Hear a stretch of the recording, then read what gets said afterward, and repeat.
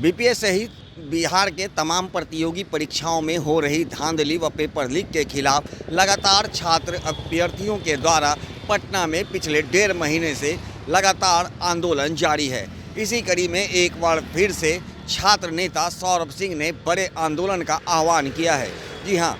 तमाम प्रतियोगी परीक्षा में शामिल होने वाले छात्रों को एकजुट होने का आह्वान किया है और कहा है कि 30 जनवरी यानी कि कल गुरुवार के दिन बड़ी संख्या में छात्र अभ्यर्थी पटना के गर्दनी बाग पहुंचकर अपनी आवाज़ों को बुलंद करें। इन तमाम मुद्दों को लेकर क्या कुछ कह रहे हैं छात्र नेता सौरभ कुमार, आइए सुनाते हैं। नमस्कार साथियों, जय हिंद। मैं सौरभ कुमार और सभी छात्र छात्राओं को आह्वान किया जा रहा है बीपीएससी 17वीं सिविल सेवा के परीक्षार्थी को और तमाम ऐसे परीक्षार्थी जो प्रतियोगिता परीक्षा की तैयारी कर रहे हैं, चाहे वो रेलवे हो, चाहे बैंकिंग हो, चाहे एसएससी हो, चाहे दरोगा हो, चाहे सिपाही हो, यानी इस प्रदेश के सारे अभ्यर्थी जो प्रतियोगिता परीक्षा की तैयारी कर रहे हैं और विभिन्न प्रतियोगिता परीक्षा में बैठकर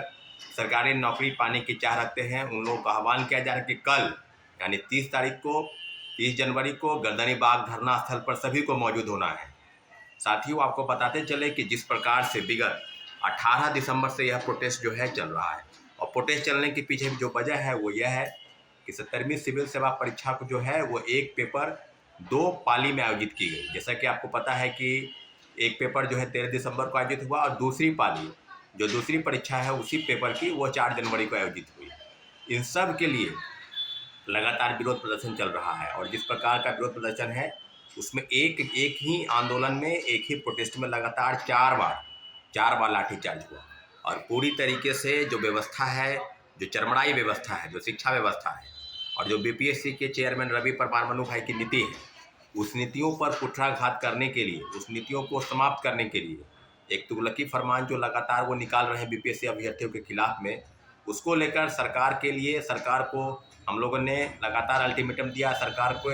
के लिए बातचीत करने का रास्ता जो है, सरकार को हमने कहा कि आप बातचीत कीजिए, आप छात्रों अभ्यर्थियों के ग्रीवांसेस को बताइए, सुनिए, लेकिन सरकार जो है टस मस नहीं हो रही है और बीपीएससी लगातार अभ्यर्थियों को डराने का प्रयास कर रही है। एक ही आंदोलन, एक ऐसा आंदोलन है जिसमें सभी शिक्षकों को बोलने पर रोक लगाया गया। जो भी आंदोलन चल रहे थे उसमें सब कई छात्रों पर एफआईआर दर्ज है, कभी छात्रों को नोटिस जारी किया जा रहा है और विगत दिनों जो प्रेस कॉन्फ्रेंस हुआ उसमें बीपीएससी द्वारा उसमें यह कहा जा रहा है कि हम कई ऐसे अभ्यर्थियों को चिन्हित कर लिए हैं जिनको डिबार किया जा रहा है, यानी आगामी बीपीएससी के परीक्षा में बैठने के लिए उनको प्रतिबंधित किया जा रहा है। तो इस तरह की चीज़ों को डराने का प्रयास किया जा रहा है और पूरी तरीके से पेपर लीक धांधली सेटिंग पर उनकी किस प्रकार से गलतफहमी है उस पर उन पर कोई बैलेंसिंग नहीं है, उन पर कंट्रोल नहीं है कि पेपर लीक कैसे रोका जाए, धांधली सेटिंग कैसे रोका जाए। जो बापू परिसर केंद्र में 13 दिसंबर को हुआ उसमें कई अन्य गड़बड़ी सामने आई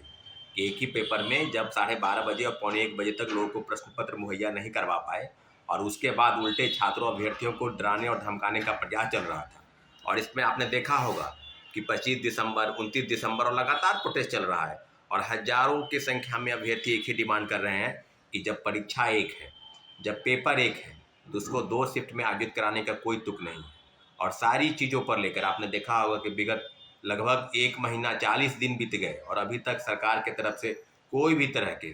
किसी भी तरीके का ऐसा कोई उचित कदम नहीं दिखाई दिया जिससे ये फैसला हो सके कि पेपर जो है, इसके पहले आपको याद होगा कि 67 बीपीएससी के समय में भी एक पाली की परीक्षा 2 शिफ्ट में आयोजित हुई थी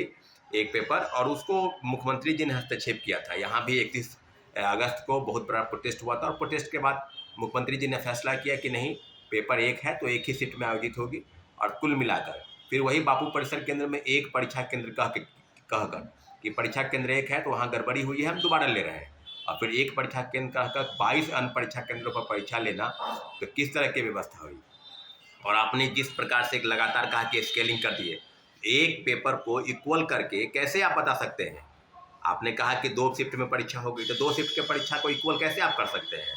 तो पूरी तरीके से इस तानाशाही व्यवस्था जिसमें रवि परमार मनु भाई, इस पर कई तरह के लीगल चार्जेस लगे हैं, भ्रष्टाचार के आरोप गठित हैं, फिर इसके बावजूद भी उनको बीपीएससी का चेयरमैन बनाया गया रवि परमार मनु भाई को। इसके अलावा बीपीएससी की कार्यशैली जो खुद सामान्यीकरण लागू करने के लिए शिक्षकों के साथ बैठक करती है, फिर छात्रों के साथ बैठक बुलाने की तैयारी करती है, फिर बैठक नहीं बुलाती है, और लगातार उपाकों की स्थिति में और जब लाठीचार्ज होता है तब आप नोटिस निकालते हैं कि सामान्यकरण लागू नहीं है। एक परीक्षा जैसे ही 2 शिफ्ट में आयोजित होती है, सामान्यकरण लागू है। और सबको बताते चले कि माननीय उच्च न्यायालय में भी ये याचिका दायर है और जिसकी दूसरी सुनवाई और महत्वपूर्ण सुनवाई सभी छात्रों अभ्यर्थियों के आग्रह पर कि क्या सरकार अल्टीमेटम के रूप में नहीं सुन रही है, तो हम लोग लगातार प्रयास कर रहे हैं और आज तक हम लोग इंतजार करेंगे कि मुख्यमंत्री जी चुप्पी तोड़े, मुख्यमंत्री जी छात्रों अभ्यर्थियों की बातों को सुने, उनसे मुलाकात करें। आप मुलाकात नहीं करें तो उनके ग्रीवांस से उनको सुना जाए,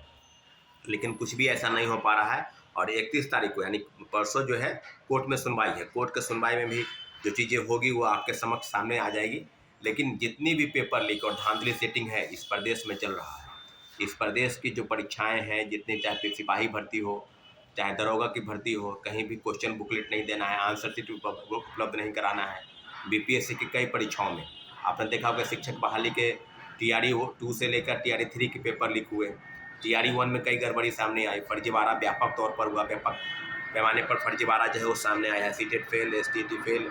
डोमिसाइल फर्जी बनाकर, आवासीय फर्जी बनाकर लोग बहाल हो गए हैं। दिव्यांग प्रमाण पत्र भी गलत तरीके से लोग बहाल हो गए हैं। तो ऐसे ऐसे कारनामे बीपीएससी की तरफ से चल रहे हैं और बीपीएससी छात्रों को असामाजिक तत्व, नॉन सीरियस और क्रिमिनल माइंडेड, और कहते हैं कि गर्दनीबाग में कुछ मुट्ठी भर लोग हैं जो आंदोलनजीवी हैं, जो आंदोलन को प्रोवोक कर रहे हैं। तो ऐसे ऐसे लोगों पर, और निश्चित रूप से जिस प्रकार से बीपीएससी छात्रों को भड़काने का प्रयास कर रही है, तो पूरी तरीके से बीपीएससी को नियंत्रित करने के लिए सरकार से आग्रह है, निवेदन है। तो सारे छात्राओं से, अभ्यर्थियों से आह्वान किया जा रहा है, आपसे आह्वान किया करते हैं कि आप कल यानी 30 तारीख को 10 बजे गर्दनीबाग धरना स्थल आइए और पुनः अपनी मांगों को लेकर हम लोग निश्चित रूप से एकजुट होकर 29 दिसंबर की तरह ही व्यापक तौर पर पैमाने पर एक बार पुनः अपनी आवाज़ को बुलंद करेंगे और सरकार तक